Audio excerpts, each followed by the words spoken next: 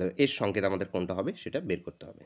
তো প্রথমে এই যে আর আছে, এই আর 33 মানে 33 আরকে ডিনোট করছে কিনা সেটা দেখতে হবে।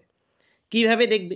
এই যে নিয়ে নাও 3, এভাবে একটা স্ট্রেট লাইন দিয়ে দাও, এবং এই যে 3 এভাবে উপর দিক থেকে একটা স্ট্রেট লাইন কোন অক্ষরের কাছে আসলো, ইন্টারসেক্ট হলো কোন অক্ষরের কাছে? আর অক্ষরের কাছে, তার মানে 3 3 আরকে ডিনোট করছে।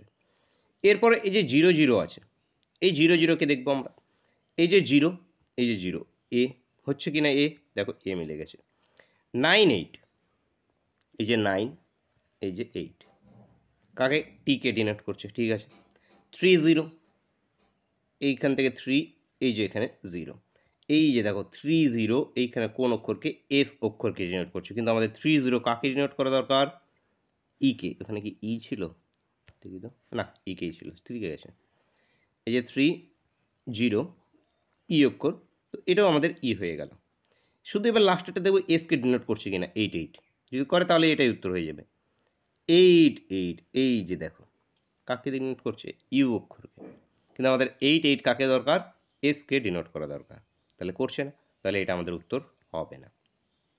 ঠিক একইভাবে পরের অপশানটাকে চেক করতে হবে পুরোটাই। তাহলে এখানে দেখো 2 1 2 1 আর কে লাস্টেরটা দেখো, প্রথম এবং লাস্ট সবসময় প্রথম এবং লাস্টেরটা দেখবে অটোমেটিকলি কিছু অপশন এলিমিনেট হয়ে যাবে, যেমন এটা আমরা প্রথম এবং লাস্ট দেখলে এটা এলিমিনেট হয়ে যেত। 5 6 দেখো, 5 6, এই যে দেখো 5 6 কাকে? পি অক্ষরকে ডিনোট করছে, কিন্তু আমাদের ডিনোট করা দরকার কাকে? 5 6 এসকে, তাহলে এটা করছে না, তাহলে এটাও আমাদের উত্তর হবে না। 1 4 দেখো, 1 4, এই যে আরকে ডিনোট করছে, ঠিক আছে। 6 8 6 8, এই যে দেখো 6 8 কাকে ডিনোট করছে? কোন অক্ষরকে? পি অক্ষরকে, তাহলে এটাও আমাদের উত্তর হবে না। তাহলে পড়ে থাকলো কি? Option D. তাহলে অপশন ডি অবশ্যই অ্যান্সার হবে।